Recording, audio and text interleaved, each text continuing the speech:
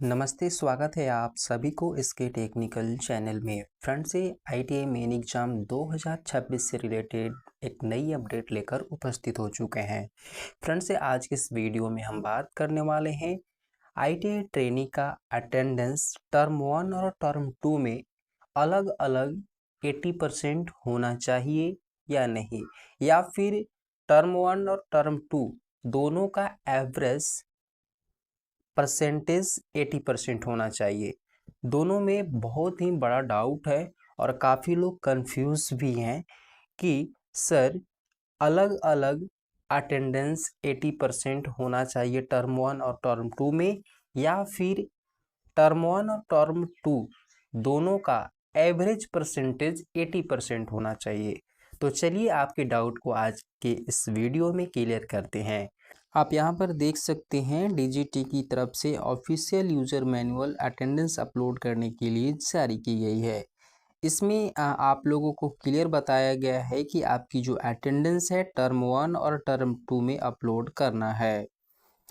Term 1 क्या होता है? टर्म 1 का मतलब है आपका 6 मंथ का अटेंडेंस, और टर्म 2 है अगले 6 मंथ का अटेंडेंस। यानी आप लोगों को जो अटेंडेंस है वो 1 ईयर का अपलोड करना है, यानी 12 मंथ, है ना।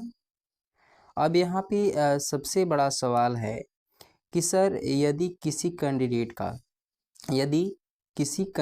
का टर्म 1 में अटेंडेंस 70% है, किसी कैंडिडेट का टर्म 1 में अटेंडेंस आपका 70% है, टर्म 2 में आपका 90% है, तो क्या ये ट्रेनी एलिजिबल होगा?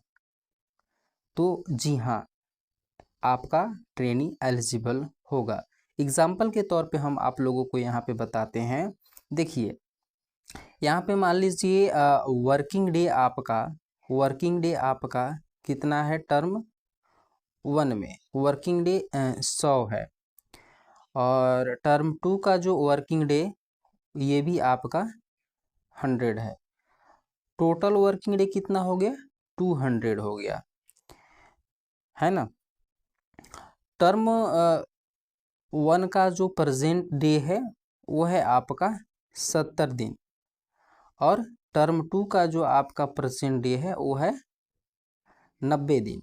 ध्यान दीजिएगा, अब दोनों को हम ऐड करेंगे 90 और 70, तो कितना हो गया? 9 और 7 यहाँ पे 16, 160 दिन, है ना। देखिए टोटल 200 वर्किंग डे में इसने कितना यहाँ पे प्रेजेंट डे हुआ इस कैंडिडेट का 160। अब 160 का, है ना, 160 का हम परसेंट निकालेंगे अटेंडेंस का 200 में, तो आप यहाँ पर देख सकते हैं 2 8 16, 80%। इस ट्रेनी का 80% अटेंडेंस एवरेज आ गया और ये ट्रेनी एलिजिबल होंगे।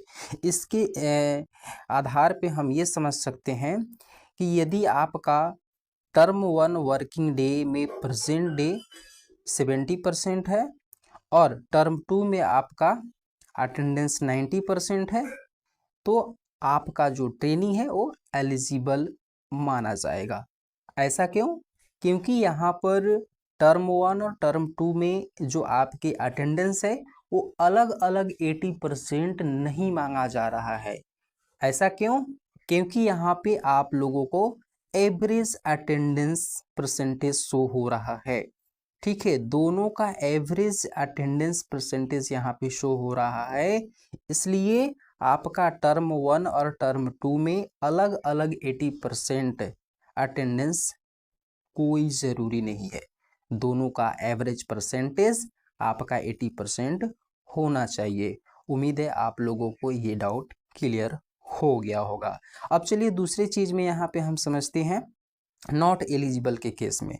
ठीक है, इन्होंने दूसरे पैराग्राफ में यहाँ पे लिया है।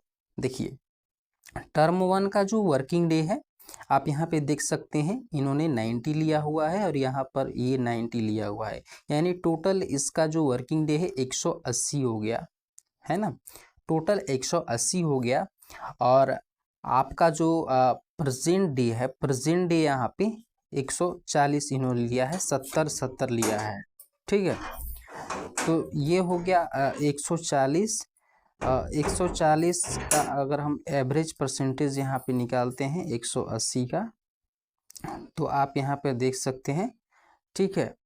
यदि आप इसको 9 से काटते हैं तो 9 दूना 18 और 5 दूना 10, ठीक है, 14 25 70 है ना। 700 में यदि 9 से आप यहाँ पर इसको डिवाइड करते हैं 700 को यहाँ पे 9 से, है ना, आप क्लियर हो जाएगा। तो यहाँ पे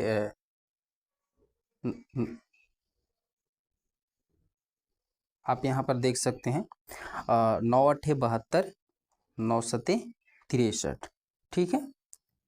तो यहाँ पे 10 में 3 जाएगा, 7 हो जाएगा आपका, और ऊपर से आप 0 उतारेंगे तो यहाँ पे आ जाएगा, ठीक है। तो आपका यहाँ पे लगभग 77.78 के आसपास यहाँ पे परसेंटेज आ रहा है। तो इससे क्लियर हो रहा है कि आपका अलग अलग परसेंटेज नहीं होना चाहिए टर्म 1 टर्म 2 में। आपका एवरेज जो परसेंटेज है अटेंडेंस का वो 80% मिनिमम होना चाहिए, तब जाकर के आपका ट्रेनिंग एलिजिबल होगा। उम्मीद है आप लोगों को ये डाउट क्लियर हो गए होंगे। यदि कोई डाउट है तो कमेंट में ज़रूर लिखिएगा। तो आप लोग अटेंडेंस अपलोड करने से पहले ये चीज़ें क्लियर आप लोगों के होनी चाहिए। मिलते हैं अगली वीडियो में नई इन्फॉर्मेशन के साथ, तब तक के लिए नमस्कार।